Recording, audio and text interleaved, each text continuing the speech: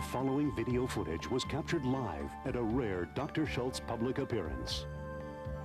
Dr. Schulze was told that without open heart surgery, he would be dead by age 20.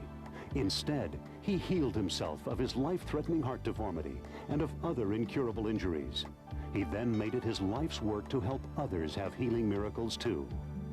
Over 50,000 people worldwide have followed Dr. Schulze's natural healing programs. Many have healed themselves of so-called killer and incurable diseases. Because his patients dared to heal themselves of cancer, AIDS, diabetes, arthritis, heart disease, Alzheimer's, and other diseases that medicine declares incurable, his clinic was forced to close, and he now lives in hiding. Dr. Schulze is a very dangerous man to doctors and drug companies, but to you, he just might save your life.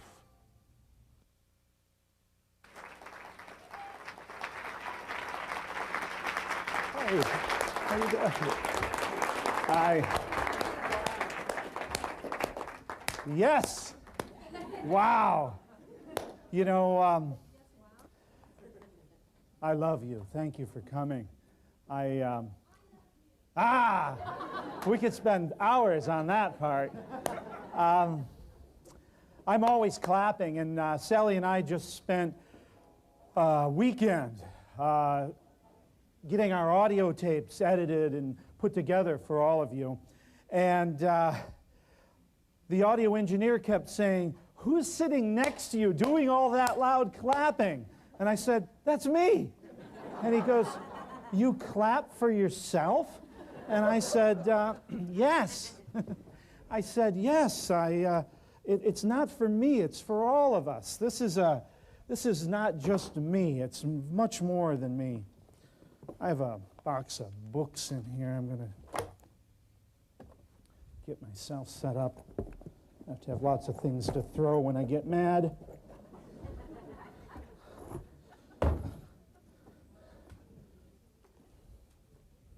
Someone said they reminded them of Gallagher, the comedian, and I hope it wasn't my hair.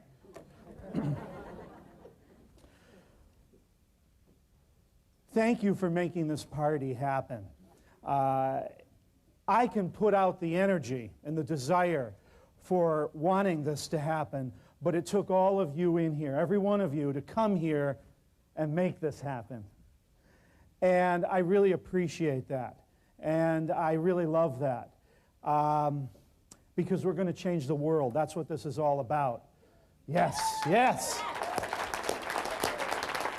You know, you saw it last night, there are people here from all over America, all over the world, Europe, Ireland, England, Germany, Australia, almost every one of the 50 states, and that thrills me to no end.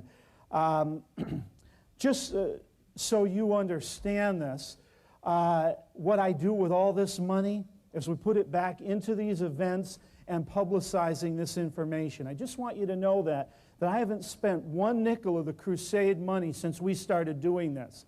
And what we do with this money, well, you can see we got 3 video cameras here. They've built a room back here that looks like something off the spaceship Challenger, a control room. We have an audio engineer back there, so we're making audio and videotapes for you that then you can use yourself when you lose your natural healing understanding, and then you can also use to torture and brainwash all your relatives and friends and people that you need to spread this word to. I even take my personal money and put it into this event, and then I take money from American Botanical Pharmacy and put it into this event, because this isn't about me. You're going to see this next week. It's much more than a Dr. Schulze. It's all of you. It's all of us. It's our event, our crusade, because as I said, this is how we're going to change the world. Our job this week, one of the things that I want to do is reveal and uncover the simple truths about natural healing and the power we have within. Most of us knew these truths, but we got so beat up by the system, by doctors and the pharmaceutical industry and teachers and preachers and parents and all types of people that helped us lose this knowledge that we all knew inside that was in our hearts. And so this next 4 days, I'm going to work on just tearing it out of each of us so we can live that truth again. That's what this is all about. I am going to fill your tank with natural healing evangelism. That's what you came here for. So when you leave, you are more empowered. In fact, I'm going to flood your tank. I'm going to give you so much natural healing evangelism, you'll probably puke with it before you leave here. That's my goal. I am going to do everything in my power to teach you again the healing power that you're all blessed with, that's inside of all of you, that you can use to heal yourself and help others heal themselves. This power of nature, this power of God, this healing power within us that we got talked out of somewhere along the way. I spent almost 20 years in the clinic. That's where I learned how to help people get well. And that's what you're here to listen to. So I won't be spending a lot of time this week on theories and what I think might kind of happen and what I saw on a computer or what I saw in a library. You're going to hear my experience of what I saw in the clinic working with people, getting them well. Now I know that some of you, I've already met a couple, crawled in here, barely made it, because some godless doctor told you to go home because you were going to die. And I know I've met a few, and there'll be more I'm going to meet. I know there's people in here that have already been given the death sentence. And even if you're not one of those people, I know that you have a mother or a father or a sister or a brother or a daughter or a son or an aunt or an uncle or a close friend or a neighbor or a coworker that's been told the death sentence by another godless doctor that they're going to die. So if it isn't for you, that's what this is about. And if you're one of those people that was given the death sentence, I know that you almost gave up before you came in this room. And I'm going to tell you, I don't care what you've done before that didn't work. I don't care how many vitamins and minerals that you've used. I don't care how much vitamin A, vitamin B, vitamin C, vitamin D, E is in your cupboard that you've swallowed and it didn't help you. I don't care how much calcium and magnesium and zinc. I don't care if you've turned yourself into a rock. I don't care how many enzymes you've taken and amino acids and how many juicers cover your top of your shelves and if you have your Vitamix going. I don't care what you've used if it didn't help you, because I'm telling you there's something here over the next 4 days that's going to work. And I don't care if your medicine chest is filled. I know I've been to my patient's house. You open that medicine chest and it looks like a pharmacy in there, and there's so much you can't stuff it in anymore. So you got it on your sink and you got it on your toilet. Sometimes on the top of your toilet it's sitting there, prescription drugs, and they may not have helped you. And beyond that, it goes into the bedroom. And on the nightstand, you have your prescription drugs, and they haven't helped you. I don't care. I don't care if you've called Dr. Kevorkian on the telephone and said, please get over to my house and kill me before I rot, because the doctors have said I'm going to die. So I'm telling you that when you get home and Dr. Kevorkian is knocking on your door, you can say, Dr. Death, I don't need you, because I've been to the Crusade and I know how to heal myself, right? I know how to live. That's what this is about. I'm going to teach you this week. This is why you're here. Now, I know you all know it. I just say it a little louder. That's why I'm here, to say it louder, so for 4 days you can get pumped up with this. What are you going to get out of the crusade? The best way I can describe it is a physical, emotional, and spiritual bowel movement. See, I promised myself I wouldn't let 5 minutes go by before I said the word bowel movement. A purge, a cleansing, a lifting of the body, mind, and spirit. The body, yes, we are going to do some cleansing and healing here. Organic, organic, organic. Everything you see, touch is going to be organic. So what comes in, and we're going to talk about that later, and what goes out. You're going to be having even better bowel movements than you had on the way here. Maybe better than in your whole life. In fact, that's why you all got a bottle of intestinal formula #1 right in your bag, because I didn't want to take any chances.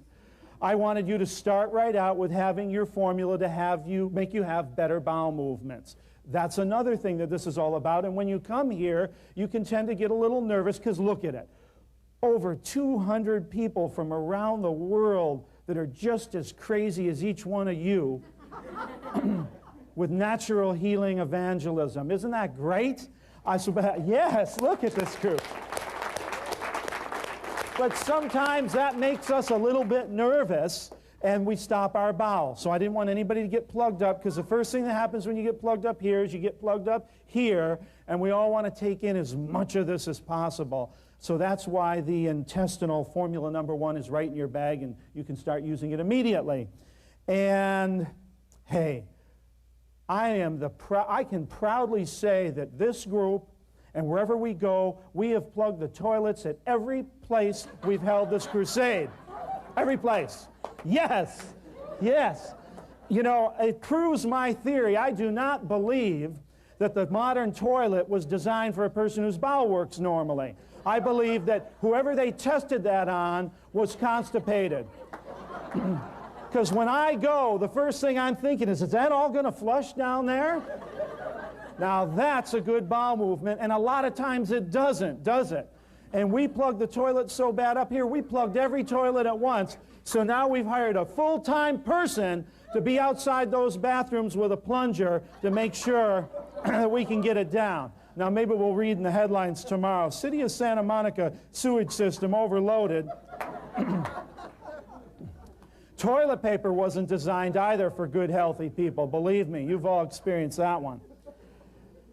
The mind, we're going to work with the mind too, with new ways of looking. I'm going to make getting well so simple to you that you'll be able to go out of here and really make better choices and understand the power that you have within you. A lot of you have known of Dr. Christopher, the late Dr. Christopher, great American herbalist, one of my greatest teachers. Love the man very much. A lot of people like to think of him as a kind of a gentle, humorous, white-haired, lovely old man. But let me be very clear that this man was a great rebel. Dr. Christopher was a very intense rebel. Dr. Christopher was thrown in jail 6 times for his beliefs in natural healing. Put behind bars 6 times for telling people how to help themselves and their children and their families. I saw that man in prison behind bars for just speaking the truth of nature and God. I have a very dear old friend in this room somewhere named Bodie. And I was riding in a car with him, and he's a very gentle man also, very mellow, very gentle, very quiet. And I was riding with him, and he said, well, you know, this is a war.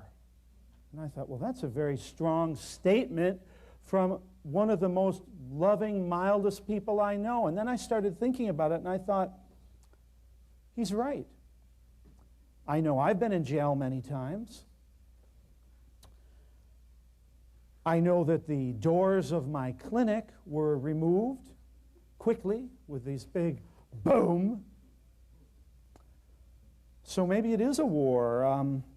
If you're not sure, you could talk to Anisha, this lovely English woman you'll meet back at American Botanical Pharmacy, because she was working in one of my offices when she got badges shoved in her face by government agencies. Yes, while we were celebrating our freedom this last 4th of July, the government came in again and shut American Botanical Pharmacy down again for our freedom.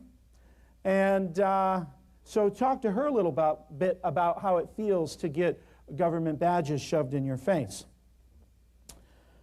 Now, I've been asked by many friends in high places, Dr. Schulze, please don't say those things. Please don't talk about the government that way. Personally, I feel the hell with any government that treats its people like ours has treated us. And this is a bipartisan statement here. I'm not talking about any particular group. I'm not talking about Democrats or Republicans. I'm talking about getting in bed with big business like medicine and pharmaceuticals and taking away our personal rights to treat ourselves the way we want and to treat our children. Do you know that only a few months ago, a family whose son didn't want to be treated, the police went to the door, the paramedics went to the door, they took that child away from the family, they strapped it down with duct tape onto a stretcher and took it away from the parents because the parents and the child did not want to go through the medical therapy. Anybody see that on TV, Connie Chung? Yes, we got a few hands. Absolutely. This is a war.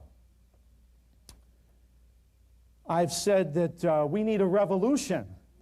And some people have said, well, Dr. Schulze, you're talking conspiracy. I absolutely am talking conspiracy, in case anybody wondered here. Now, I'm on the political soapbox here. Give me a few minutes to be on it. Yes, I am. You know, I'll give you a few conspiracy thoughts here.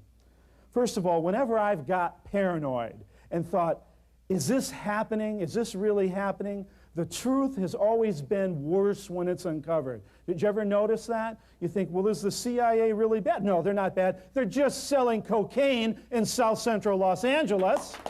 Okay? The truth is always bad. I was blessed by one of my patients owned a large bank. And one of the board members on this bank was the head of the largest hospital group, private group in the United States. In other words, this man owned more hospitals around the United States than anybody else. Hundreds of hospitals. And he was speaking in front of a group of doctors, chiefs of staff of hospitals, and I got to sneak in my herbal tuxedo. I got into this black tie event, very quiet, sat in the back. Priest came in and blessed the event, and this man stood up on the podium and he said, because I always like to say a joke first, he said, running a hospital is just like running a whorehouse. You can't make money unless you keep all the beds full. That's the truth. That's what I heard. So when I say conspiracy, don't think for a minute that there isn't an organized conglomerate of businessmen and women out there trying to figure out how to cut you up, burn you up, and mutilate you and take all your money before you die. I've seen it. I've seen my patients. I've seen it happen in my family. It's happening out there. We had a bad earthquake here in town, real bad a couple years ago. Destroyed my clinic, leveled everything. There was a hospital in town, and it was on the news when this hospital got damaged by the earthquake so bad they had to get all the patients out. There were 200 patients in the hospital, and they got to send 187 of those patients home. Only 13 were transferred to other hospitals. What were they doing in there? Yeah. I gave a lecture a few years ago in England. And it was a quite intense lecture. 2 people fainted. Fainted while I was speaking. Must have really got on my soapbox there.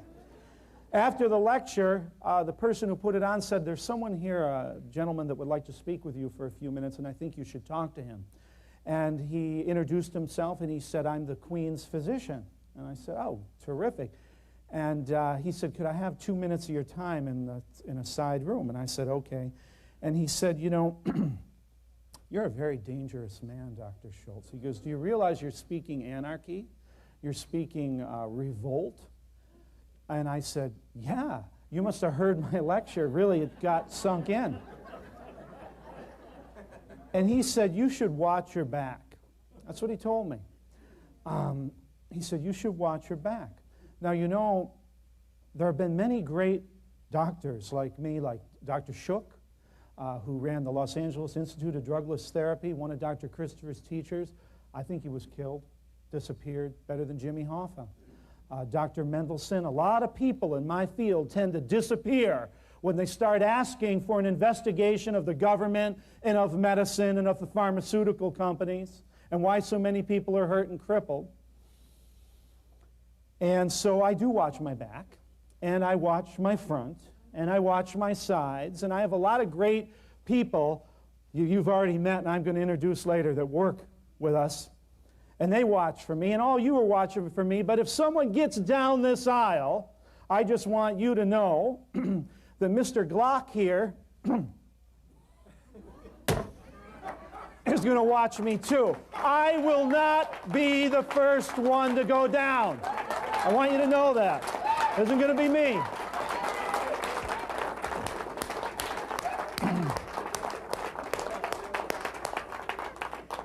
I'll aim it back this way. Now that we got that out of the way,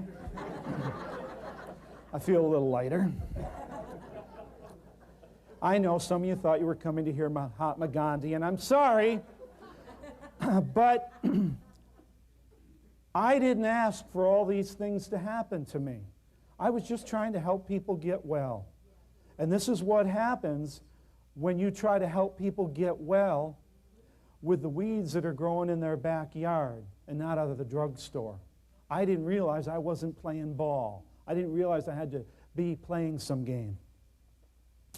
I also got the legal team of Sam Colt and Mr. Smith and Mr. Wesson at my house. So I have some backup, and I've had a lot of great patients that have helped me out a lot with that, so I live in a place that no one can find. Some people have said to me, Dr. Schulze, you don't rock the boat. I get a lot of calls like this because I have a lot of people that I've helped get well in politics, but they call me, Dr. Schulze, don't rock the boat. And I've always thought, you ever notice that the only boat that doesn't go anywhere is the one that's not rocking? Okay? This is all about rocking the boat. It's all about kicking the boat, sinking the boat, blowing up the boat. That's what I'm here to do, is make waves, to wake us back up. If any of you are feeling any excitement and adrenaline, so am I. That's what this is about. I don't want you to go back. You bet it's a war. I don't want you to go home thinking the same thoughts you did coming in here, that I'm not doing my job. The enemy, yeah, the butchering, killing medical doctors and the pharmaceutical drug cartels, they're the enemy. Do you know that last year in the United States, more people were killed by doctors and drugs than all the people killed in the Revolutionary War, in the Civil War, in World War I, in World War II, in Korea, in Vietnam, and in the Desert Storm nightmare last year alone? Wow. Think about this for a minute. I'm here to present you with some thoughts that should rattle us. Here's another one. More people have been killed in the last 2 decades, 20 years, by medicine than by all wars of all countries since the beginning of time on this planet. Wow. Think about that. Do you know that not that long ago, when I was a little younger, we were all a little younger, during the war in Vietnam, a horrible, horrible war, 5,600 men and women were killed a year in that horrible war. And it was so bad, it caused massive demonstrations in the streets. I know. I was there. See the scar? Right here. Chicago, 1968. Watch for me when they run the newsreels. I know. Massive demonstrations in the streets for 5,000 men and women. Political unrest. Anarchy. This country had a war overseas and a war right here. We, because we weren't happy, all of us weren't happy, caused the removal of the Vice President and the President of the United States because of 5,000 people dead a year, and medicine is killing 1 million Americans a year in this country, and we're doing nothing about it. It's a crime, it's a war, and what's worse is we're all paying for it to happen through our tax dollars. So I won't be talking about politics the whole day, but when you see me get excited, I have to help you get mad, because some of us have been so numbed by medicine and pharmaceuticals and television and whatever. We forget these figures. 5,000 men and women, and it almost destroyed America. And we have 1 million a year die. This is worse than any war that ever happened. And you're all here because you've seen it happen to your friends and relatives and maybe even to yourself. You want to see a Holocaust, you want to see a genocide, go to a hospital.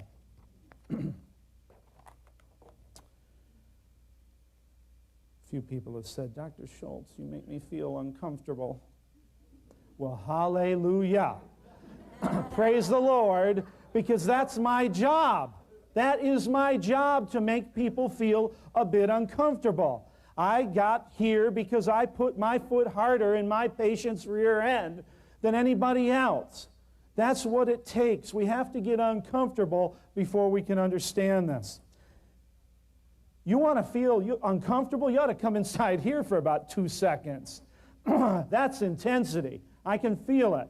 And I'm going to tell you all the stories very soon about how I got here, what I'm doing here. But I would like to read you. You have a nice booklet here of a lot of my favorite handouts, but I'd like to read the welcome to you. And you can read along with me if you want. It's page 1. And you don't have to. You can sit back and breathe and close your eyes, whatever you want. But this is an important message for me, and so I want to read it again myself. Because remember, this is more than just Dr. Schulze speaking to you. You'll feel it. This isn't an event. This is a happening. I am not in charge here. And you'll see that. I am not in control. All the volunteers see that, and you will see that. This is an event. It's bigger than me. I could have retired already. Okay, I'm not doing this for the money. This is a blessing. And here's, yes, amen. And here is a little letter. I want to thank you for making my dream come true, because I know what a wonderful world this is, and I know that healing and health and laughter and love is natural for us. That's our natural state of being. I've known this since I was a kid. I've always felt this. And I knew that I was going to share this gift with you. I've felt it all my life.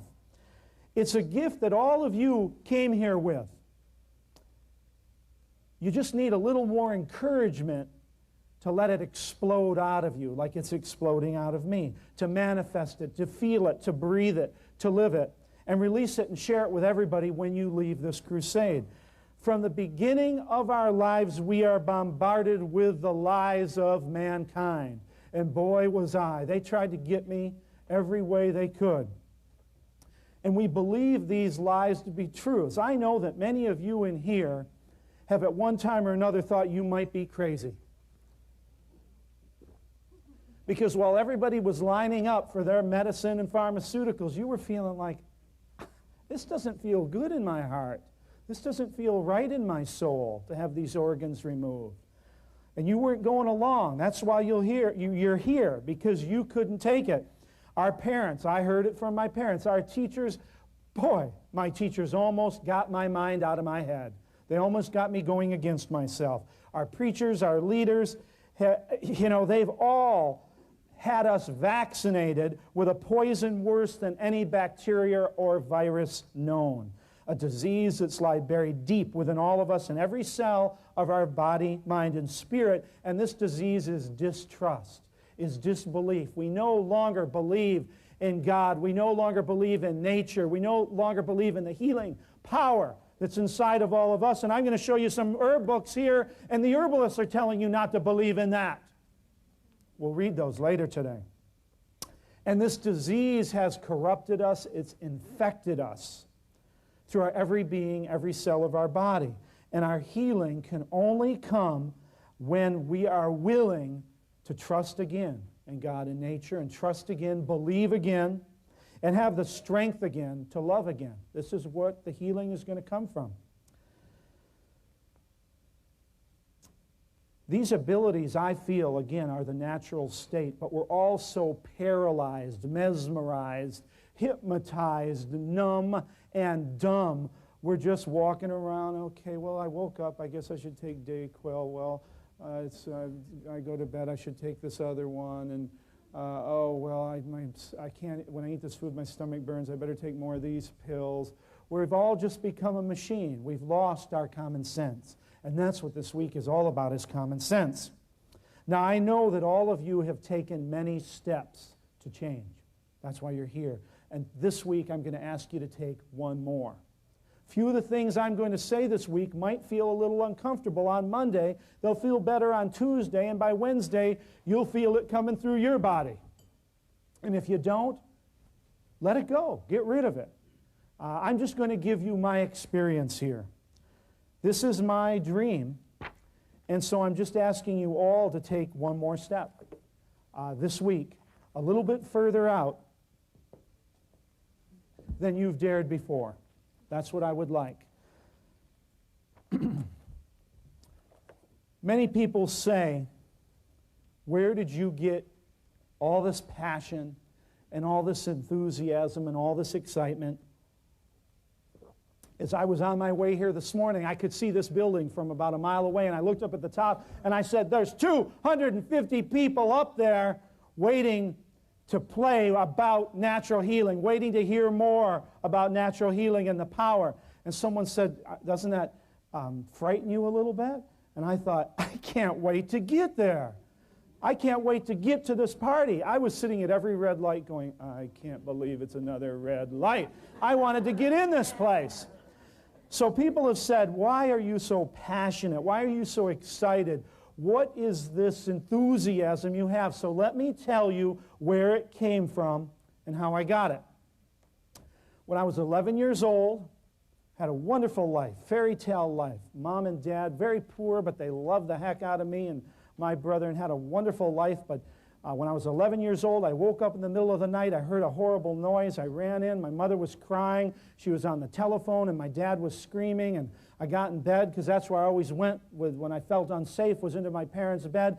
And I held my dad, and he was crying and gasping for breath. I remember he had sweat. His whole body was sweating. Then he threw up on me, and he was gasping. And my mother was crying, trying to get a doctor on the phone, because he had been under doctor's care. And he was screaming, and then he lost bladder control, and then he lost bowel control. And I held him for 3 hours, and he looked at me in the eyes, and he said, the last thing he said was, he goes, I'm dead. And he slumped over. And I'll never forget that. That was my first experience with mortality. I couldn't believe it. This was my dad. And to watch him die in such a horrible fashion at 11. And you know, only a few years later, when I was 14, the same thing happened to my mom. She died of a massive heart attack. And at 16, I was in trouble. I started having pains in my chest. I didn't understand it. And I started having pains in my jaw. I thought I was having tooth problems. And then the pains were radiating down my left arm. And one day, the pains got really great, and then I saw my vision come in, and I fell over and passed out. And it got to where I was passing out almost once a day, and then once or twice a day. And it got to the point where I was falling over about 3 times a day, and I knew I was in big trouble. And I went to the doctors. And I went to the hospital and the cardiac specialist, and the doctor said to me, we better do some tests. So they did stress tests and cardiograms and x-rays and everything you could do at that time. And the doctor came back in that room. He had a very gray look on his face, very sad, very scary. I think he was trying to stimulate my immune system. And he said, you have a very grave condition. I thought, grave, does that mean that's where I'm headed? Love that terminology. He said, you're very seriously ill. He goes, you have deformed valves in your heart. And I said, what does that mean? And he said, well, what you're feeling is because your heart chambers are flooding at the wrong time. And he said, you need to have surgery. And I thought, wait a minute, there's got to be a lot of other things I could do. And he goes, if you don't have corrective surgery on these valves, by the time you're 19 or 20, you'll be dead, because there's no way this heart, the way it's flooding and it can't pump the blood, could pump the blood to an adult body. And being that you're 16, that's how you're surviving. So immediately I'm thinking, well, there must be other things. And I thought, what about my Aunt Hattie? See, I had an Aunt Hattie. She was really my great aunt when I was a kid. And all my grandparents were dead, but my Aunt Hattie survived because she was crazy, because she never drank tap water, ate her vegetables that she grew herself in the back. You know, she was nuts. And when we got sick, she'd grind up all sorts of weeds and stuff them down my brother and I's face, and we'd try to kick at her. She was an herbalist. We called her a witch. But, you know, we always got better. And so I said to the doctor, do you think my Aunt Hattie can help? That's what he did. He just laughed at me. He just laughed at me. And I said, well, you know, I had bronchial pneumonia once, and she had me better in 2 days. I said, you know, and I went on about Aunt Hattie, and I saw his eyes go off. And I said, well, there must be something. What about exercise? I know I don't exercise a lot, but I'm willing to exercise. I'm willing to exercise a lot. What about eating different? I'd seen health food stores starting to open up, and I heard about that. And they tested my cholesterol that day, and it was over 300, my cholesterol. I was trying to pump mud through my veins and arteries. I didn't know. And he said, listen, there is nothing that can help you except surgery. And they explained the surgery to me, and it was horrifying, cutting my ribs in half and taking a jack and jacking apart and sticking a knife in my heart. But he convinced me there was nothing else to do. So what are you going to do when your doctor says that? So I admitted myself to the hospital, and I sat in my room depressed, and they gave me drugs to take. And on my wing were all the other young people with bad hearts. So I got to meet them, and I met a real nice guy. His name was Bob. I'll never forget him. Wonderful man. And Bob and I became friends. You need a friend when someone's going to take a saw to you. And we became friends. And Bob was scheduled for his same surgery before me. The week before, I remember he had his surgery. The doctor came into my office with that horrified look on his face and told me that Bob died during the surgery. And I don't know what this felt was. I thought I was having a heart attack, but it was fear. And it started in my toes and came all the way up to my head. I lose bladder and bowel control. And I thought, now wait a minute. Dad died, Mom died, Bob died, who's next? It doesn't take a genius to figure this out. So I said, okay, no problem. He shut the door, and I was like, I got my clothes on, and I was gone.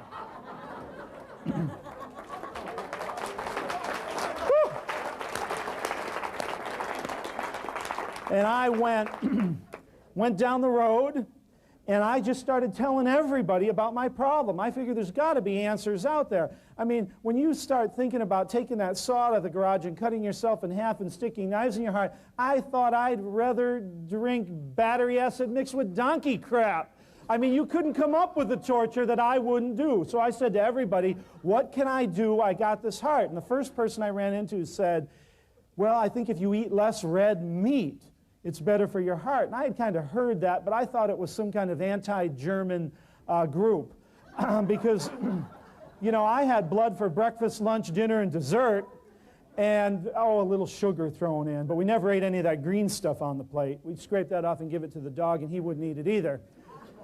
There was always blood in my plate. And I thought, to stop that, I mean, that makes you strong. That makes you healthy. So I had to learn about my food program, and we're going to talk about food a lot later. And then I had to learn about cleansing and detoxification. And I already knew how to change the oil on a 1950 Ford, but I had no idea how to change the oil on this thing. And that was new. And I had to learn about moving my body. I had to move my body to be healthy. And I had to learn about expressing myself. You know, love.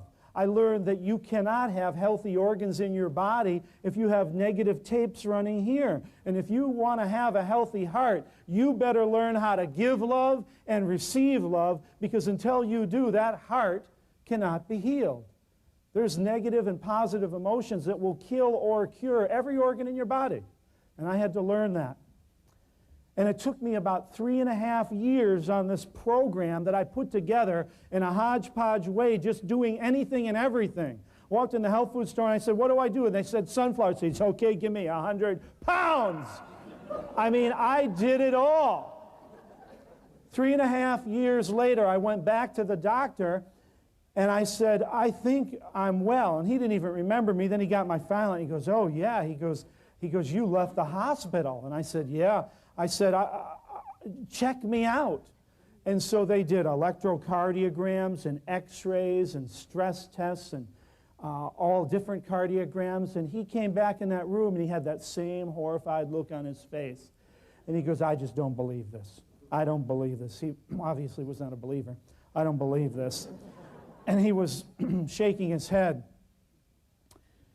He said, if I didn't have the test results, if I didn't have the pictures of this deformed heart, I would have never believed it. But he said, your heart's perfect. Your heart's fine. There's no deformity in those valves. It's like someone put new valves in your heart. And I said, wow. I said, I knew that. And he said, how did you know that? And I said, well, listen to what I did. And I started telling him about some of my Aunt Hattie's routine. And then I started telling him about the carrot juice and some of the things. And I could see him writing, obviously, delusional, mildly schizophrenic. I could see him writing. He didn't care how I healed myself. That wasn't his business. That wasn't his job. His job was knives and baboon hearts and drugs and nitroglycerin. That was his job. This wasn't his job. He goes, you've had a miracle. And I said, yes, I know. But I said, I did a lot of work to make that miracle happen. God helps those who help themselves, right? I did a lot of work to make that miracle happen. He had a very, very shocked look on his face. So I left. Now I'm going to skip a little ahead in my timeline here so you understand about this passion and enthusiasm. Because a few years later in naturopathic school, I was making an ointment with a big 5-gallon pot of oil. And I walked out of the room and left it on high by accident. And when I came back, the oil was boiling and in flames. And I had taped all over the walls in this lab little herbal formulas that I was working on, about 1,000 of them, and they were all in flames too. And so it was like, emotionally, I just couldn't believe it. I thought, I got to get this pot out. And when I got close to it, it fell off and covered this hand. And my hand immediately burnt right up into a little ball. And it was on fire. I was watching it flame. And I quickly put it under water and wrapped a towel and doused it out and sat down. And I thought, uh-oh. I've done some pretty good damage here. And I opened it up and I couldn't get my hand open, and I looked and it was really badly burnt. And I was in shock. I could feel it. And I thought, natural healing, I'll be able to fix this. I was a believer, I thought. After a couple days, I realized I had done some tremendous damage. And then your friends come in and they always help you by telling you that you could die of infection. You better go see a doctor now. See, we need the doctor now. And I thought, I better go see a doctor now. And I went to a friend of mine, a friend who was a medical doctor, and he said, this is a really bad burn. He said, you have to go to a burn specialist. I got a friend. You go see him right now. He deals mainly with hands and fingers. This is the top burn guy. Go see him. I knocked on his door, went in his office, and he said, this is pretty serious, did some tests. And he said, well, he goes, you're in for some work here. There's a lot of trouble. And I said, what's that? And he said, this is a 4th-degree burn. I had never heard of a 4th-degree burn. I said, what is that? And he said, you are burnt all the way to the bone. All levels of your skin are burnt and gone. And I said, well, it doesn't look that bad. And he said, look, took the tweezers, and right here where you see this pigmentation, he picked all the flesh off all the way down to the bone. All the little tendons and ligaments gone, little muscles, all flesh gone. I could see my bone. And I'll tell you, when you see your bone, it's a pretty lightning experience. I felt that fear come on. I felt like I was going to faint. My body started trembling. And he said, look here. And he put this clamp on my thumb, and he pulled it off like a cooked chicken. My whole casing, my nail, everything. Wow, this guy was trying to heal me? I said,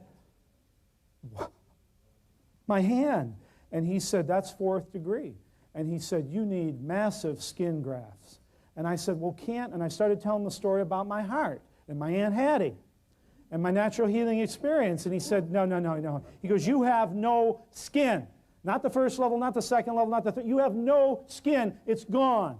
You have bone. He goes, you cannot grow skin cells from bone cells. Started making sense. He said, you can't grow skin from thin air. That started making sense. He scared me. He said, we're going to have to sew skin onto your hand. And after about a half hour, I thought, sew it on. Just give me a hand. I can't take this. Give me a hand. And he said, okay. He convinced me. And he said, will you take your pants off? I thought, well, that's kind of a weird request. I mean, I was in Hollywood, but I thought, take my pants off. So well, you do what your doctor says. I take my pants down, and he puts his hand on my butt, and he goes, well, this is where we're going to take the skin from. I thought they had like a sod farm out there or something where they grew this stuff. Or I thought when you died in an auto accident, they just kind of skinned you, and then they put it on somebody else. It's bad enough to have a burn-off hand, and now he was going to carve this beautiful butt of mine? I don't think so. And that's, again, when that natural healing bell went off, and I thought, here's another doctor telling me that my body and God and nature won't fix this, right? So I left, and I went home, and I worked, and I worked, and in 30 days I had skin over this hand. They said it was impossible. And I went back to that doctor, and I said, look. And he was, you could see it was like he had a physical shock from a battery pack under his chair. He went, and I said, look, 30 days, I got skin on this hand. And he said, I have never, ever seen that in my 30 years of practicing medicine. And I said, you've never seen it because all you do is sew people's asses onto their hand, right? I mean, how can you see the power of nature and God and your own healing ability if you don't give it a chance? This is about trusting and believing again, right? And I started to tell him how I did that. And I could see him writing insane, mildly schizophrenic, same thing. He didn't want to hear it. I had some good stories about this, about crying and pooping and all these things. He didn't want to hear it. About love, and when after a week I had to learn how to love this hand again, because I was holding it out there thinking, I'm fine, it's just this hand that's all messed up. And I had to learn how to love this hand again and give it some kisses to fix it. He didn't want to hear about the kisses either. Now let me skip a little bit further ahead in my timeline. Part of my exercise program, I thought, I want to ski. I saw a Warren Miller video. I wanted to hit the slope. So I took lessons, and I love lessons because I want to learn. Took a lot of ski lessons, got pretty good, and joined the NASCAR amateur races. And I was at Deer Valley, Utah, in one of the amateur races. I thought for sure I could win one of the medals. It wasn't going to be gold. But I thought, all I got to do is get to the bottom of this hill faster than anybody else. How hard could that be? And I'm going down, and I'm doing the bamboos and hitting the bamboos, and then got one turn left, and I'm looking at the numbers. I shouldn't have been looking there. I am on my downhill ski. I got my full weight forward. I'm feeling great. That's what I heard. Just this big. Next thing I woke up, I was in the hospital. And there was a doctor holding my leg, and it was like this, dangling. And I thought, uh-oh, had a lot of snow around me. Turned into a human snowball. That's the story I heard. He said, you have really destroyed your knee. He was trying to build my immune system again, I think. He said, it's bad. He goes, it's so bad, we don't even want to look at it. He goes, I'm going to splint you, and you get back to Los Angeles and go see the best orthopedic group in the world. They're right there in LA. They work on a lot of athletes. Go see them. I thought, okay. Came back to LA, went to see the guy. They took an x-ray, and he said, you've done it. He said, it doesn't get much worse. He said, you have torn out your medial collateral ligaments all on the inside of your knee. He goes, they're gone. He said, you've torn up all your interior cruciates right here in the middle of your knee. He goes, they're gone. It's spaghetti. He goes, you've torn your cartilage. You've torn your meniscus. He said, there's just a little skin and some outside ligaments that are just holding your leg on. He said, it's gone. He said, this is about as bad as it gets. He goes, you need to get surgery immediately. We're going to admit you right now. I thought, well, wait a minute. Isn't there something? Maybe my Aunt Hattie's got something for here. I don't know. I started telling him about my hand and my heart, and he said, I understand that, but this is different. He said, this is a physical damage to your knee. You need to have it surgically repaired. And I thought, well, wait a minute. What about all the love? I'm going to love this knee and herbs and juices and all the things I'm going to do. He goes, look, he goes, I'm not going to kid around with you. He goes, I deal with injuries like this all the time. He goes, it's bad. It's real bad. He goes, you know, if you don't get it fixed immediately, there won't be nothing left to fix. He said, in fact, these ligaments are so broken and so far apart and so destroyed, we're going to have to take the ligaments out of a dead body and sew them in your leg. And now I was in the room with Dr. Frankenstein.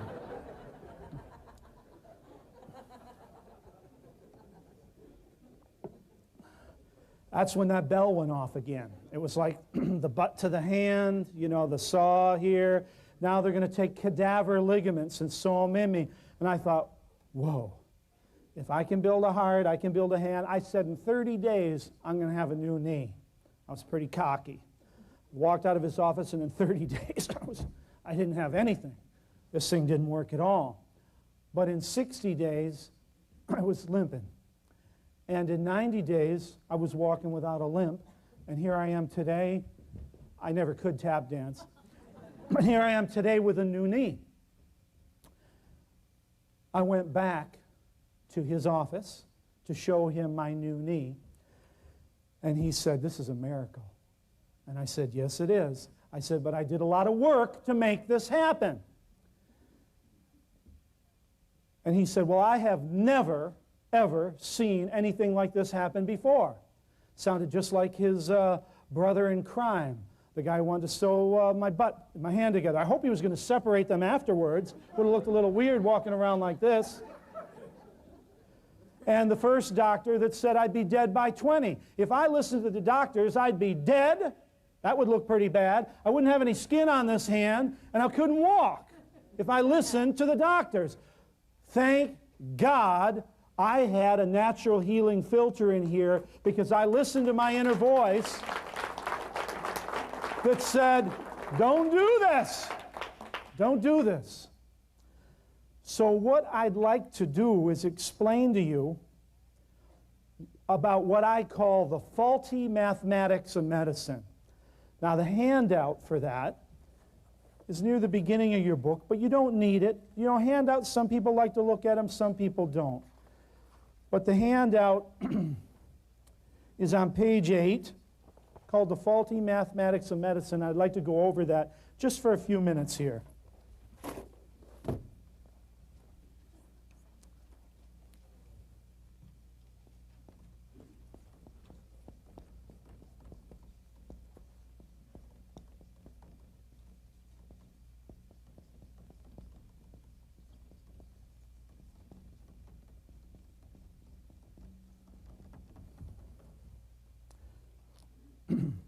One of the first things a doctor does when you go to a doctor is called a diagnosis. This diagnosis is done to discover what is wrong with you. There's always something wrong with you, because the book that we go by, or the model, it's called Gray's Anatomy.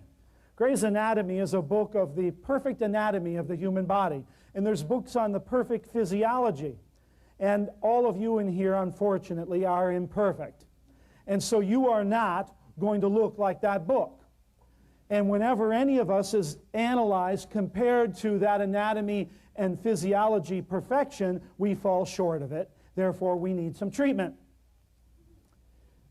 And so this is a diagnosis first. Well, what's wrong with us? Why don't we look like this perfect model in Gray's Anatomy? Well, that model doesn't exist, isn't a living, breathing person.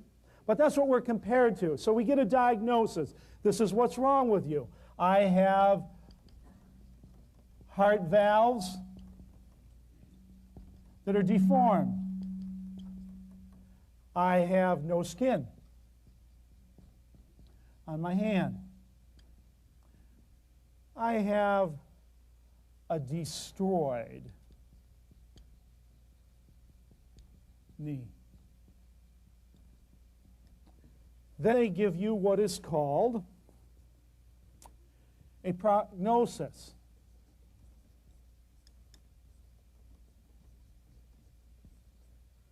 Prognosis means telling the future. What's going to happen? Well, you have deformed heart valves, you're going to be dead by 20. You have no skin on your hand, you better sew your butt to it or you're never going to have anything but a skeleton there. You have a destroyed knee, we better take some dead body parts and sew them in or you're not going to walk. That's what a prognosis is. That's diagnosis and prognosis. But there's one thing the doctor forgets to tell you. And that's what's in the middle, right here. This missing factor. And of course, this is you. This is what's wrong with you. You have hairy cell leukemia. What's going to happen? Go home and clean out the garage so your children don't have to do it when they have the garage sale, because you're going to be dead in 6 months. That's the prognosis. Diagnosis, prognosis. But they never took you into consideration. You know why? Because they already think they know you. They think you are the average American.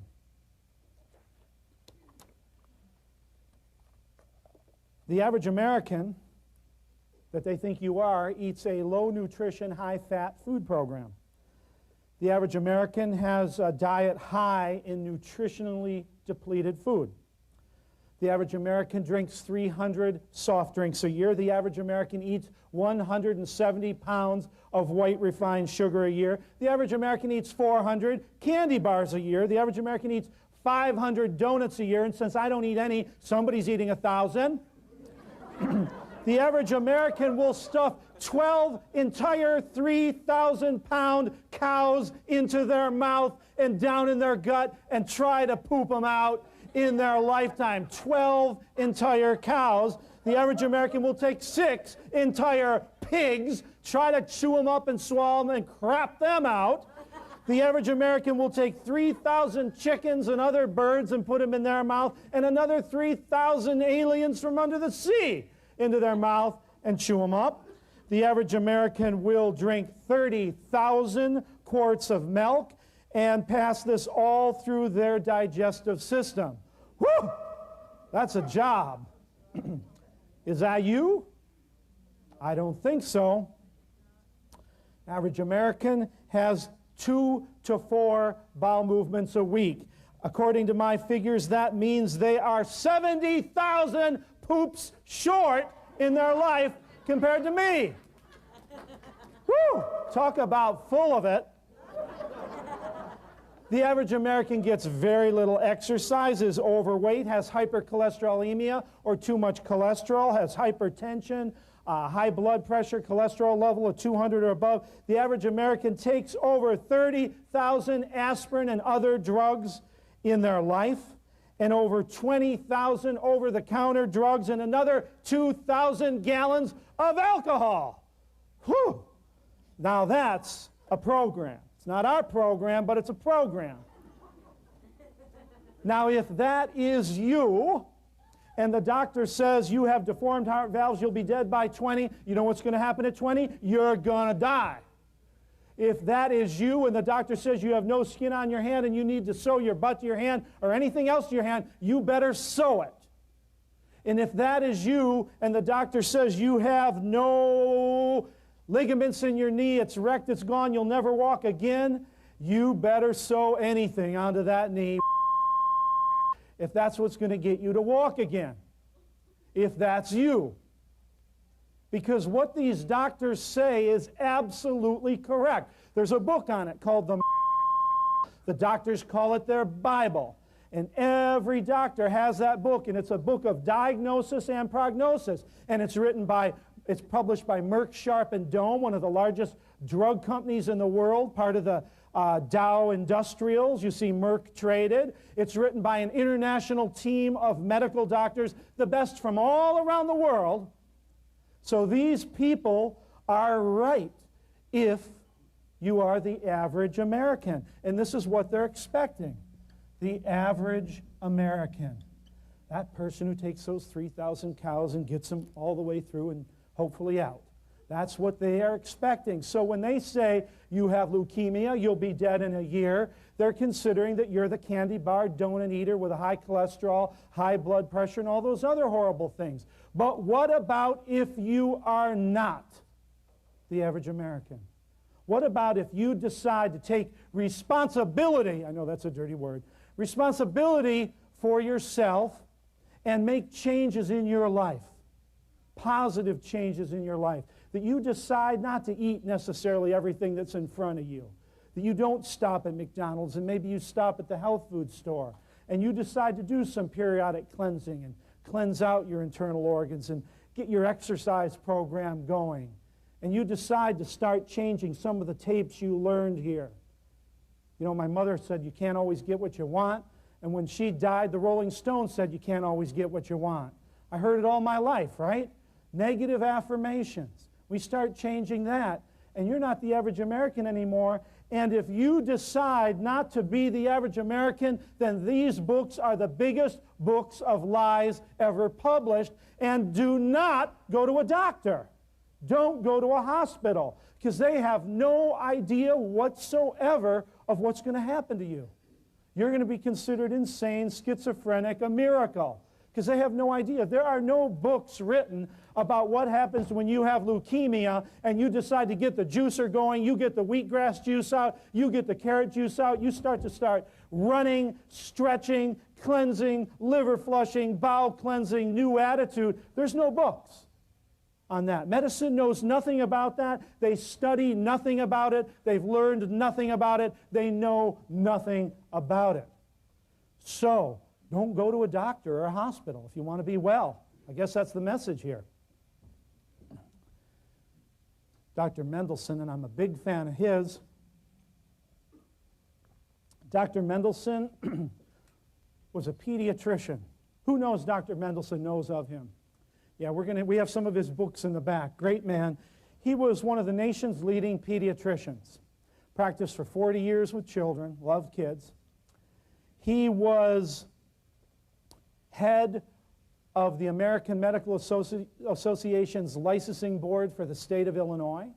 He was chief of staff of one of the largest hospitals in Chicago. He started the federal program Head Start, trying to get kids healthy. And after all these years of practice, he went, uh-oh, I think we're killing people. I don't think we're getting anybody well. And he wrote his first book called Confessions of a Medical Heretic. And he says right on the back, if you are sick, if you are ill, do not go to a doctor or a hospital. Statistically, your odds will be better if you do nothing. Nothing. Isn't that amazing? From one of the top guns of medicine, nothing.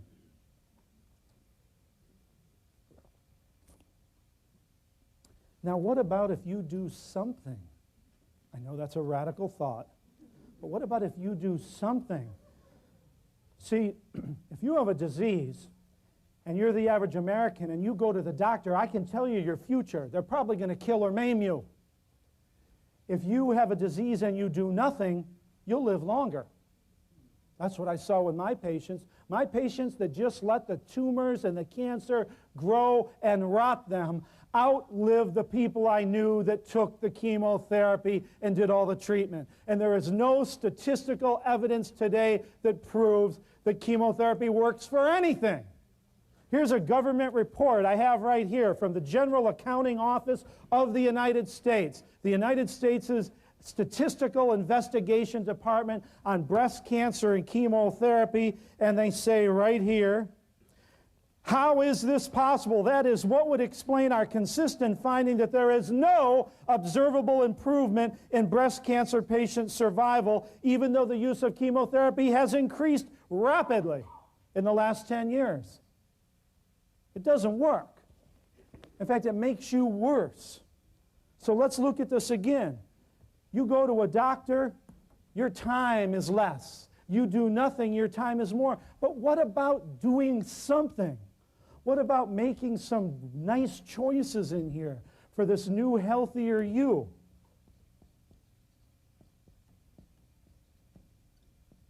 For this new, healthier you. You know what happens? You saw it. You heard it right here. And I know many of you have some great stories. Because I got the new heart valves, and unless I'm dead, and unless this is heaven, I'm still ticking here. And the doctor said I'd be dead at 20. And I'm not. I'm alive. And I got the skin on the hand, and I got the new knee. This is why I have this enthusiasm and passion and excitement about natural healing. I watched my parents die at the hands of doctors, and I watched myself live at my own hands with my belief in nature and God. And now I've seen it with thousands and tens of thousands of people all around the world. And this week, you're going to hear a lot of great stories of miracle healings about them, about what I've experienced, and I know that I got some good ones right here among you, and I can't wait to hear them too. It always amazes me when people will even go to a doctor. It really amazes me. What's the prognosis for AIDS? Death, okay.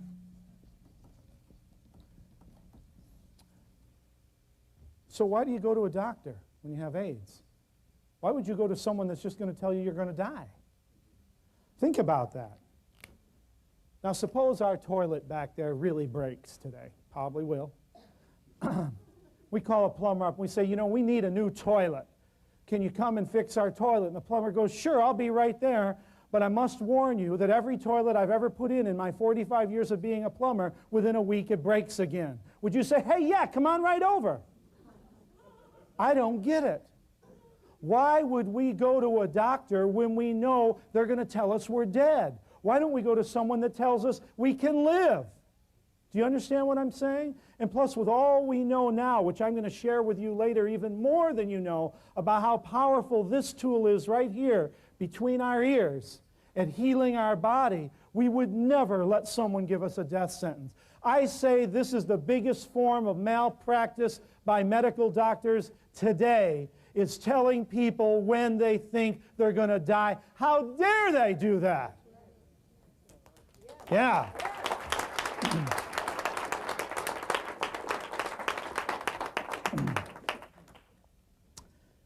So after I healed my heart, I'm going to tell you a little bit about my life here. After I healed my heart, this is what I heard.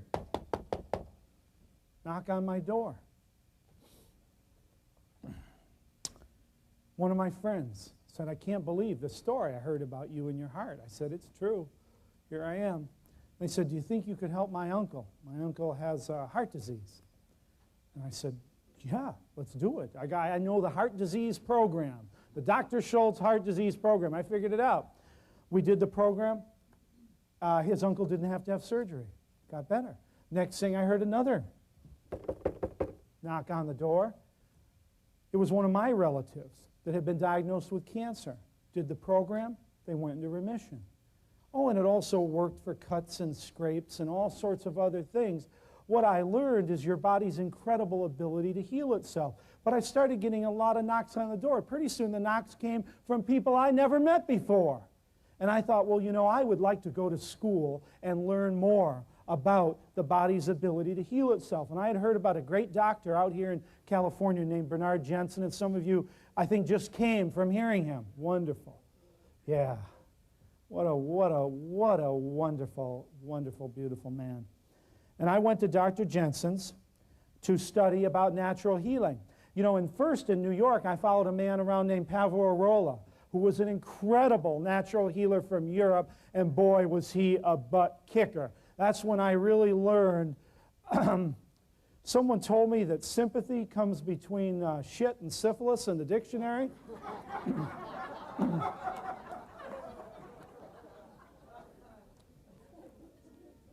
Now, I don't use a lot of four-letter words, but occasionally one slips out.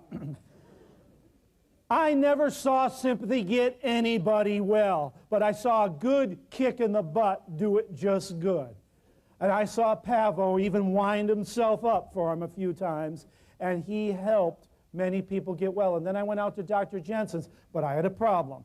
I had a 1960 Pontiac. It didn't run very well, barely got me across town. How was it going to get 3,000 miles to California? And I just prayed, and it happened. My radiator leaked so bad I had to stop every hour and let it cool down and put new water in, and my brother was with me, and it stopped leaking after about Oklahoma, and then I found out later he was putting his gum on the holes, and it must have fried them shut to some degree, because we get about 150 miles before the car sounded like it was going to blow up. Got all the way out to Dr. Jensen's. It cost $900 to do his entire training that summer. I had no money because I spent it all on gas to get there. I went into Oceanside, the town near where Dr. Jensen was. I went to a car lot and I said, what can I get for my car? And the guy says, the best I can give you is $900. Yes, thank you. I took my $900, I hitchhiked back to Dr. Jensen, I paid his wife the $900, and then it dawned on me while everybody else was going to their motel room. So I noticed when I went in his ranch that a dog was burrowing in the hedge at the front, and I thought, if the dog can do it, so can I. So for the months I stayed and worked with Dr. Jensen, and he still doesn't know it to this day, I burrowed myself into his hedge in the front and slept there. I showered with his hose, and boy was it cold, but that's hydrotherapy. And I borrowed some of his organic food from his backyard in his Hunza gardens, but I recycled it and gave back.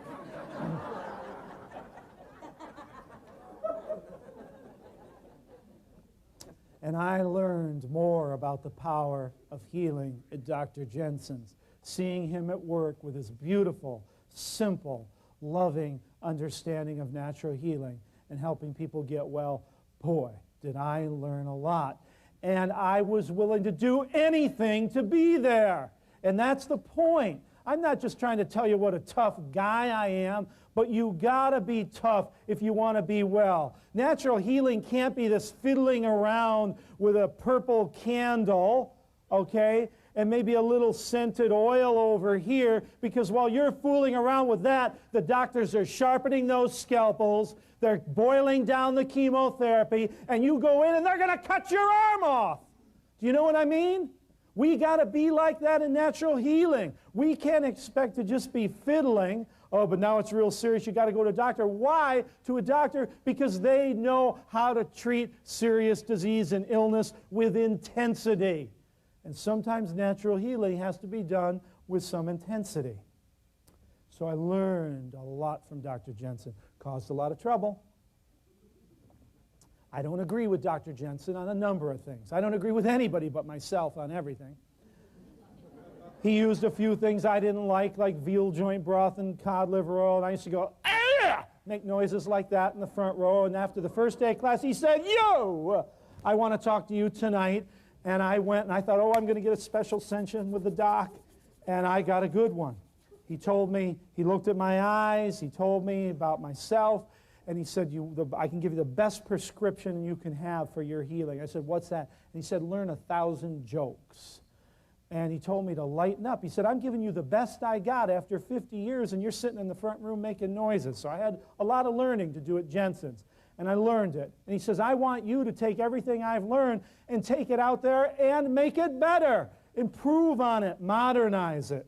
He just didn't expect to live so long. He's still out there doing it. Then I went to a health show and met a man named Dr. John Christopher, America's greatest herbalist this century.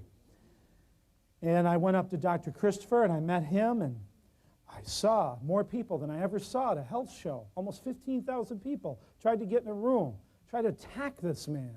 And I got to speak with him for just a minute, and I said something, and he said, come up to Utah. And when I went to Utah, I started studying at his school, and in my first course, he pulled me out and had me teach with him because he saw that I had an understanding of natural healing. And I worked with him for a number of years, teaching at his school. What a wonderful natural healer. And again, many people think that he was mild, but I'm going to tell you some stories about him later that you'll appreciate.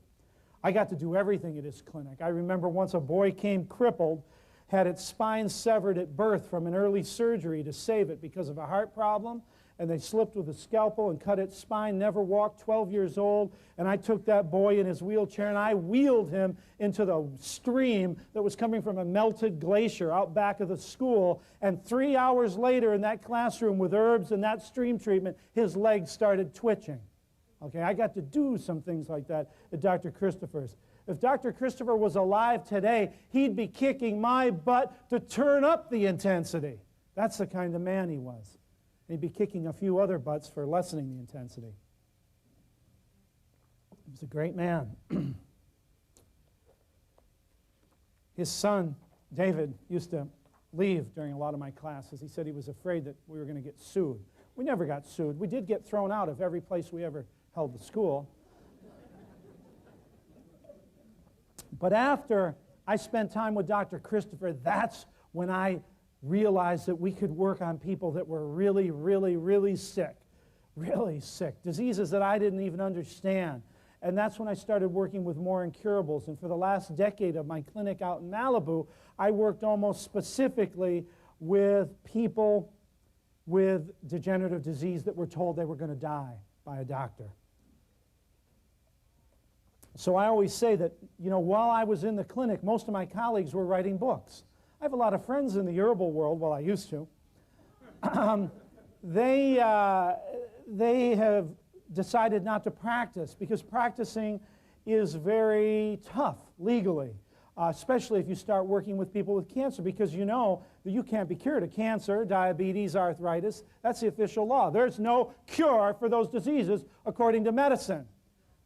Yeah, but see, I was getting those people well. I was giving them the information they needed and kicking them, and sure enough, they were getting well. So I was causing trouble. And that's why I got shut down. My clinic was like a speakeasy. The windows were blacked out. Poor Anisha came over from England to practice. She thought she was going to be pouring some lavender oil in a cobalt blue bottle. And I had people walking in that were so dead. I mean, we used to have rags filled with pus in the bathroom and blood and bottles of worms so big they looked like snakes. And the stench was so bad we used to have to burn our sage and spray our essential oils constantly just to get the smell of death out of my clinic. That's how bad it got, and people were coming from all over. Still today, people come and bring jars. I know my workers sometimes say, oh, God, there's someone with a jar.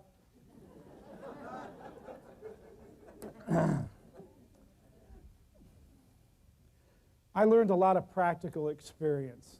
I laugh at some of my colleagues.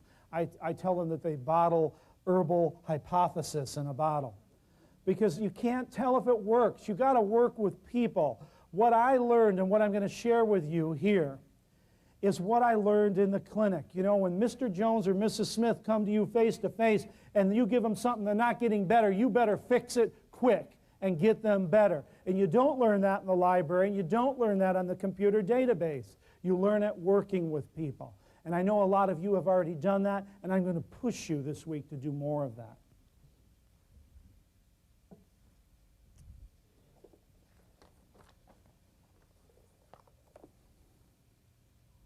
Thank you.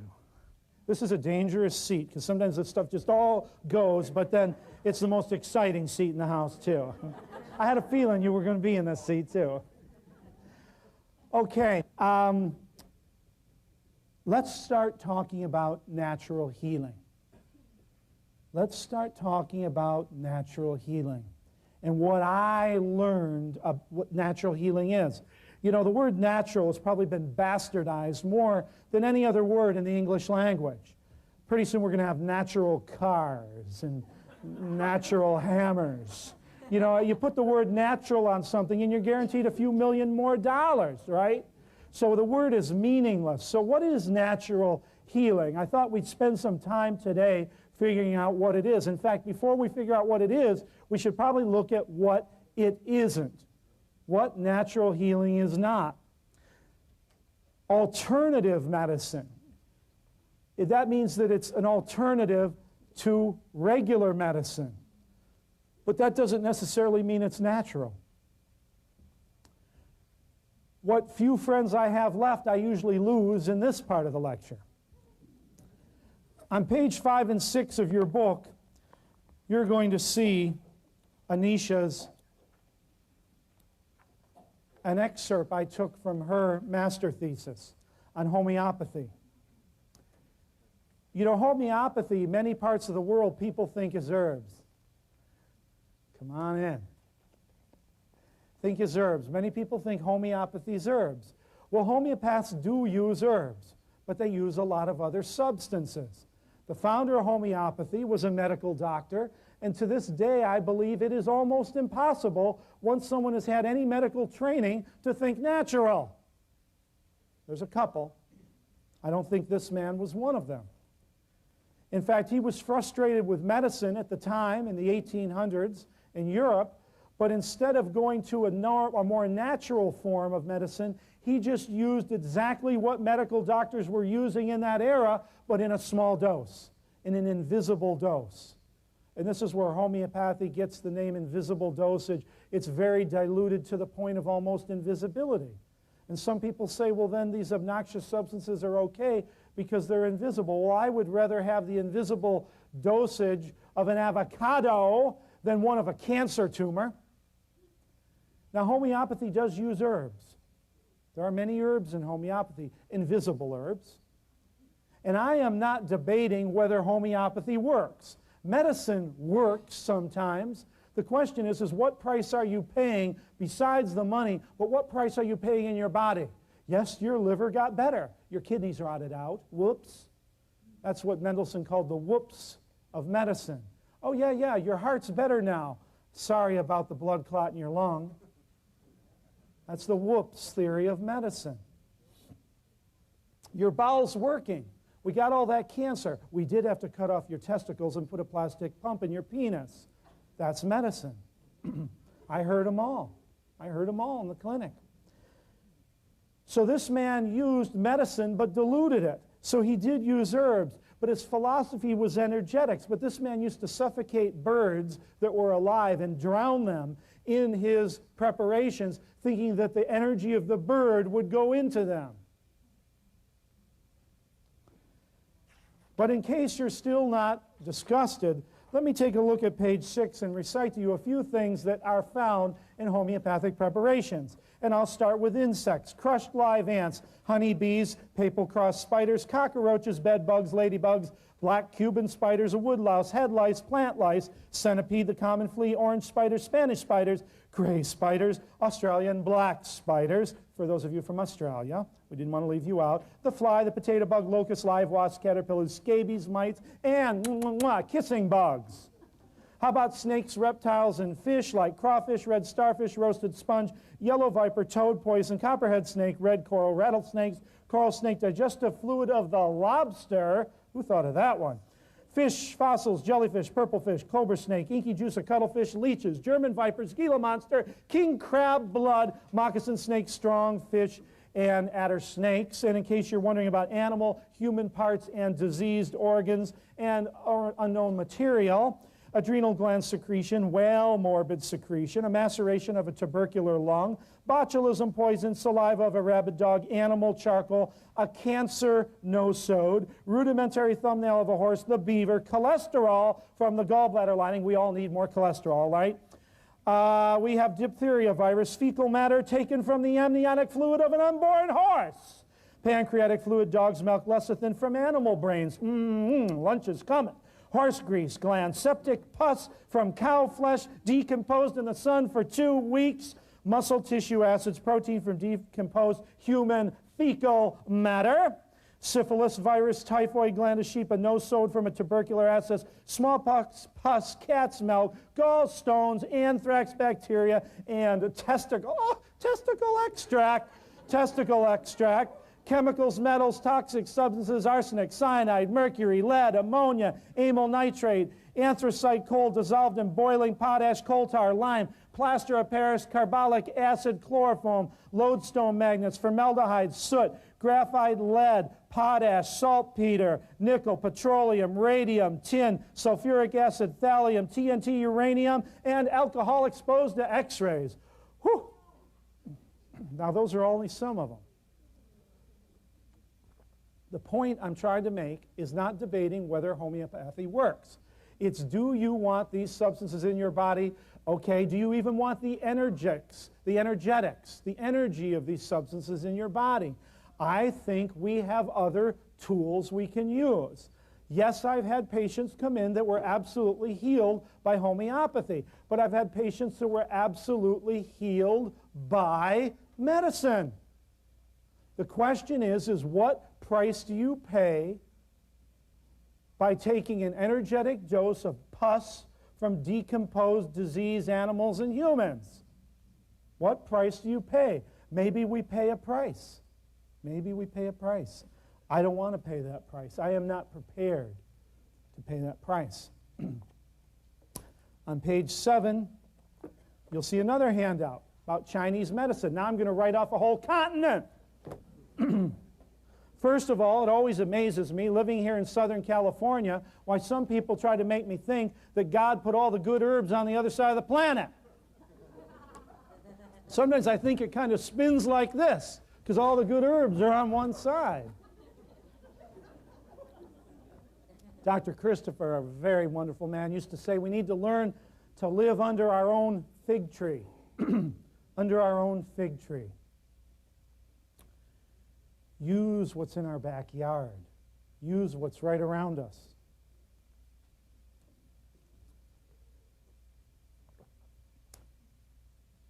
All the peoples of the planet use traditional medicine. And traditional medicine mainly included animals. We were stronger. We could outwit them sometimes, and we killed them and used them. Most traditional peoples did not use that many herbs. They used them, but they used a lot of animals too. We tend to use less animals today. But there are many, now there's great debates on that, because a lot of people now are discovering that primitive people used a lot of plants. In fact, much more. But regardless, any old materia medica you see of primitive people, they used a lot of animals. The Chinese system of healing is estimated at being thousands of years old. They use a lot of animal parts. The Chinese are responsible for the close extinction of the tiger in the wild. The Chinese believe that the tiger will make you stronger. And they use the tiger whiskers and the tiger skin and the tiger bones. And they use the tiger penises, because they think that a tiger penis eaten is going to help a man have a better erection. So they eat a lot of tiger penises. And many people say, well, they don't do that anymore. But a friend of mine named Samuel the Buddy went up to Chinatown in San Francisco, and over half of the herb shops found tiger parts and tiger carcasses. And the tigers are protected now. So the Chinese, and we'll say Asians in general, went after the rhinoceros for the rhinoceros horn, because we still needed to find something, they thought, to make that penis hard. So they went after the rhinoceros horn, and they killed rhinoceros all over Africa. In fact, the Kenyan and Tanzanian governments right now are doing their best to keep all their rhinoceros alive, and they're failing at it. And they've gone around and dehorned all the rhinos and cut their horns off so they wouldn't be killed. And they're still being shot by poachers from helicopter gunships, and the stump is dug out. I mean, this is crazy. And so we're almost losing our rhinoceros. It's a very old system of medicine. Let me read you. There's a big Chinese herb shop right here in town. Let me read you a few excerpts from their Chinese herbal tonics sold at their Chinese herbal emporium. We have supertonic herbs such as deer antler. That's kind of odd. I never thought a deer antler was an herb. Pearls are very special herbal substances. See what I'm saying? There's a lot of people that have a lot of ideas on what herbs may or may not be. If you're wondering why the cover is black, because, you know, I get sued enough. So we black out a few covers. Here's an interesting statement out of the same book. This formula contains 41 herbs, 3 of which are male animal sexual organs.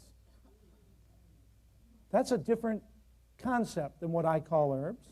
In fact, in this book, I found gecko, that little lizard that crawls around California. I found cordyceps, fungus off the head of caterpillars, deer antler, dragon bone, which is fossilized elephant or mastodon bone, placenta. Wonder where that comes from. They didn't say what kind. Tortoise shell, seahorses, fish. This is not herbs. But I had many patients that had decided not to eat animals, but they were using this type of preparation. In fact, if you fly into LAX, at one of the terminals, they have a booth put out by one of our government fish and game saying, don't buy Chinese medicine because it contains a lot of this material, and I see it all over. So I'm not trying to condemn a group of people. I'm just saying this is 1997. Whatever year it is, it doesn't matter. We don't have to destroy animals and eat them to be well anymore. We don't have to do that. We can stop that practice. Some people say, well, Dr. Schulze, suppose there was like a big nuclear war and all the herbs were burnt up. And what would you do? And I think, I'd kill them and eat them. Are we talking survival here? No. We don't have to do that. Oh, I mean, come on. I saw a few serious looks. Uh-oh, cannibal. I didn't know he was a cannibal. The point is, there hasn't been a nuclear war. The point is, we have plenty of herbs, and until that time comes, if it ever does, we don't need to partake in that. It's time to dig a hole and bury these ancient systems of medicine that evolve around the killing, mutilation, and torturing of animals. That's the point.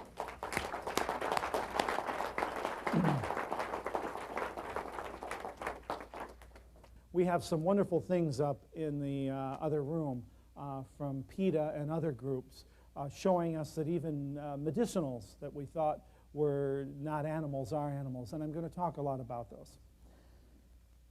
Then we have naturopathic medicine. Sounds kind of like natural healing, the natural treatment of disease. A bit negative. I'd rather say build your health, but the natural treatment of disease is naturopathy natural? Well, it depends. It depends what people are willing to use. The point I'm making here is you have to start using this. You can't just say, oh, this is homeopathic medicine, it's herbal, it must be good for me. Oh, this is Chinese medicine, it's an ancient system, or it's Ayurvedic, it's an ancient system from India, must be good for me. Oh, this is naturopathic, it must be good for me. You're going to have to start being responsible for what's in the bottle, reading the labels, and if it isn't on there, call the manufacturer. And we're going to talk a lot about that. If you're responsible for your health, you better get more information. Here's some formulas designed by a man that's a head of a botany department at one of the top naturopathic schools. I thought these are going to be great. Head of the botany and herbal department. This man must know a lot about herbs. He looks impressive. I want more. These are going to be some great formulas. Let's look at one here. Oh, here's one here for the immune system. Can't wait. Vitamin A from fish liver oil. Vitamin D from fish liver oil. Calcium from milk. Raw spleen tissue. Raw thymus tissue. Raw lung tissue. I must be on the wrong page. This must be to depress your immune system. Where's the echinacea? Is there echinacea in here, our immune herb? No. Any garlic? How about garlic to build the immune system? No. All it is fish, beef, dairy. This is an immune nightmare. I thought it was a joke. Let's look, here's another one here. This one should be good. Liver detoxifier. I like detoxifying the liver. Tomorrow morning, we're going to have some liver flushes in here. Liver detoxifier. It's got in it liver? Liver. It's got liver. I don't know, it doesn't say if that liver was detoxified or not.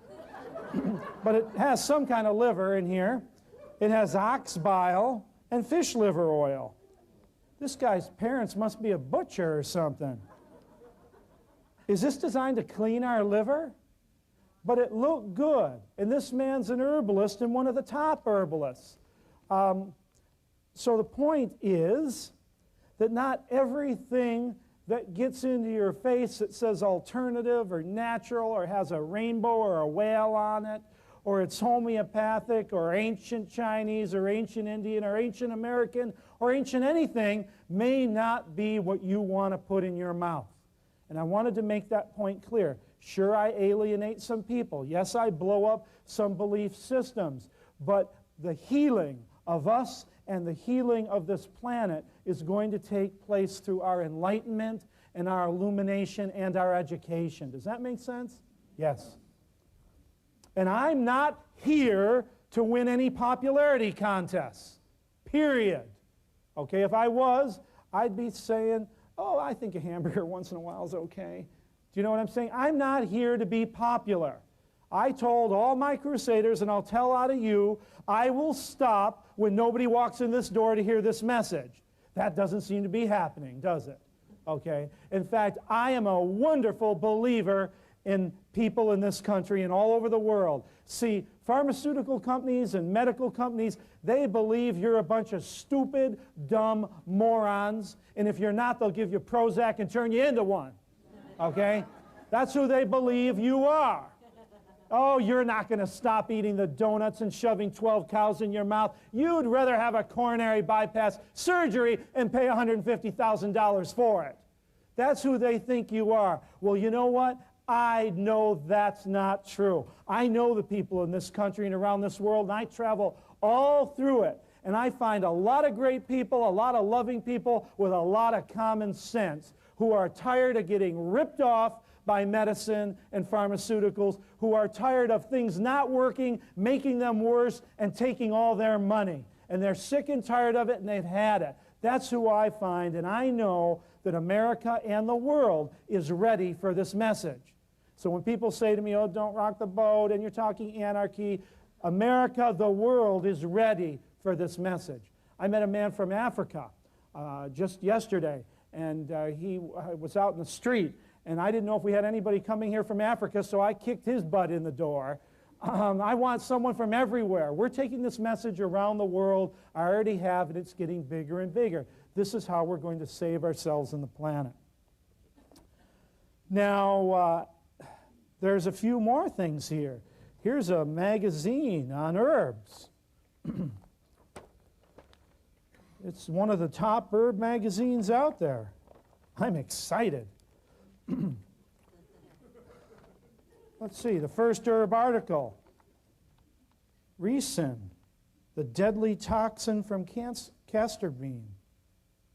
Ricin, the deadly toxin from castor bean. It's listed in the FBI as the third most poisonous substance known. This natural toxin is considered 6,000 times more toxic than cyanide, 12,000 times more toxic than rattlesnake venom. Boy, I better make sure I don't mistakenly get some of that in me. Oh, well, let's go on to the next article here.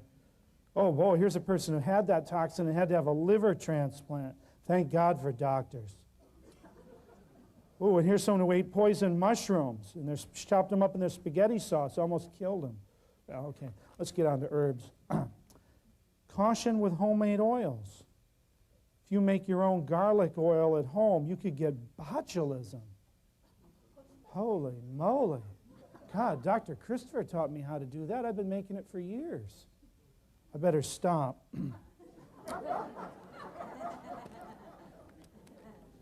Well, let's get to an herb article here. Let's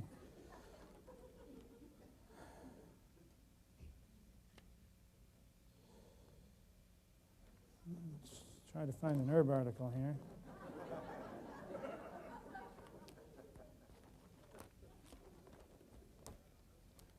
The agony, herbal high, the problems with herbal ecstasy.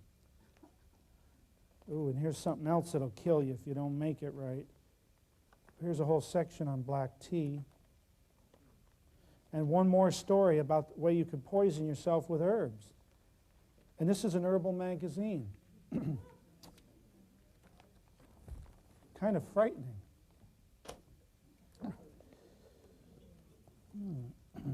Oh, here's a book here. The videos, try not to do any too close-ups on these. Or we'll have to edit them out because another lawsuit. Now, here's a book about herbs.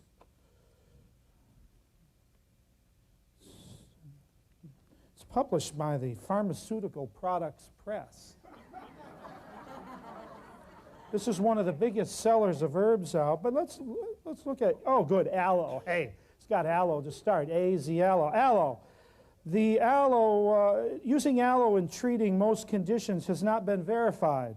In fact, 2 Food and Drug Administration advisory panels found insignificant evidence to prove that aloe was useful for anything. God, I've been killing myself to grow this aloe vera cactus, and now I can just let it die. What about angelica? Ooh, it's potentially toxic. The use of angelica as a self-selected drug is not recommended. Almost use that. Barberry. Here's barberry. In spite of various chemicals in barberry that it's contained, they're not useful drugs.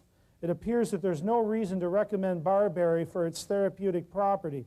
Any serious discussion of this drug belongs more properly in history books, not in medical books. How bayberry? Bayberry's next. Bayberry.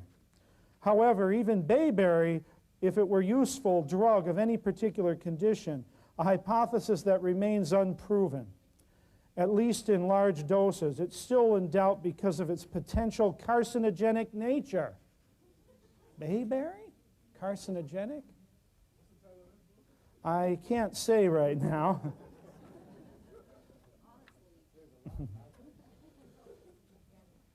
Black cohosh. Dr. Shook talked about it. Dr. Christopher's favorite. Black cohosh does appear to exert some physiological effect, but nothing has ever been clearly verified in human beings. And safety of it is certainly a concern because information on its toxicity is lacking. In other words, we don't know anything about it being toxic, but the information is lacking, so it could be. Do not put it in your mouth. But I'm getting to, maybe there's some good herbs in here. Here we got boneset. I love boneset. Nevertheless, there is presently a revival in the interest of using boneset. Yeah, among American herbalists, medicine who employ it to relieve fevers, although safer and more effective treatment, such as common aspirin, exists. You know, I've been fooling around with these herbs to get that boneset, and I could have just taken an aspirin. Burdock. Oh, I love burdock. The Japanese eat it like carrots. Commercial samples of burdock could be prone to adulteration with deadly nightshade. Ah! I didn't know that.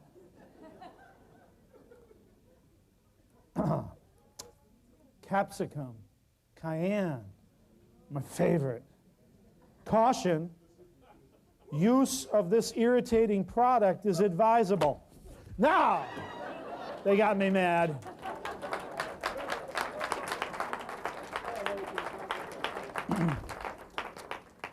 Same author. This one might be better. Ooh, he's got a thing in here. He's talking about me. It says, Dr. Schulze, read this. Para-herbalism.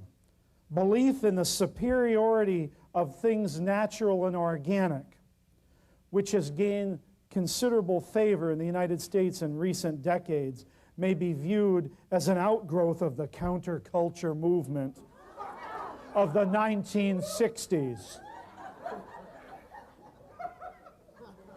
10 ways to distinguish a para-herbalist from a rational herbalist. Let's see, I don't want to be a para-herbalist. A para-herbalist believes there is a conspiracy by the medical establishment discouraging the use of herbs.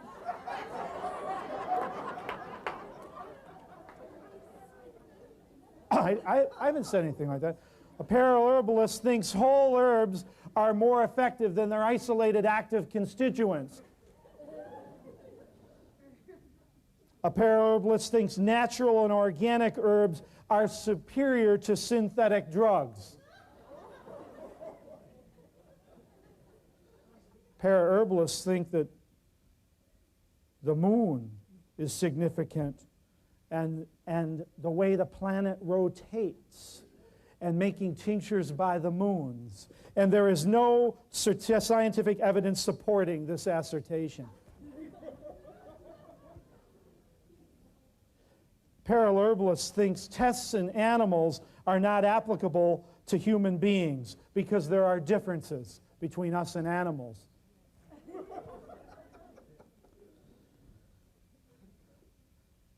A para-herbalist thinks that anecdotal evidence is significant, highly significant, if anybody got well using an herb without a test. This is non-reliable evidence. That just blew 20 years in my clinic down the drain, didn't it? Here's number 10. A para-herbalist thinks that herbs were created by God to cure disease. This thesis is not testable and should not be used. Oh!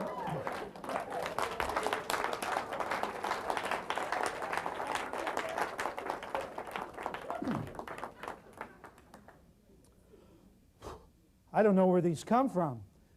What's the point I'm making here? There's a lot of herb books out there. A lot of herbal magazines. I'm just wondering how much the pharmaceutical industry paid these people to write this stuff.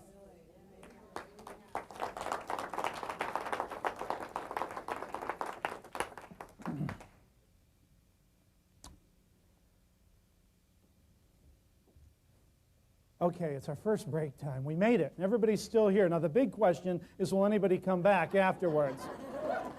I'm going to come down here because I want to meet a few of you, but we do have our break now. Are we ready, Sally? And what do we have for our break? Oh, some lovely organic fruit. I really appreciate that all of you came here from where you came from, and we're going to have some wonderful weather, and we got some of our best California organics here for you. So please go out, try to get some air, walk around. Let's start back up in 10 minutes. Okay, we're not going to have a long break because then we're going to break for lunch. So see you back here in 10 minutes. Yes, ma'am.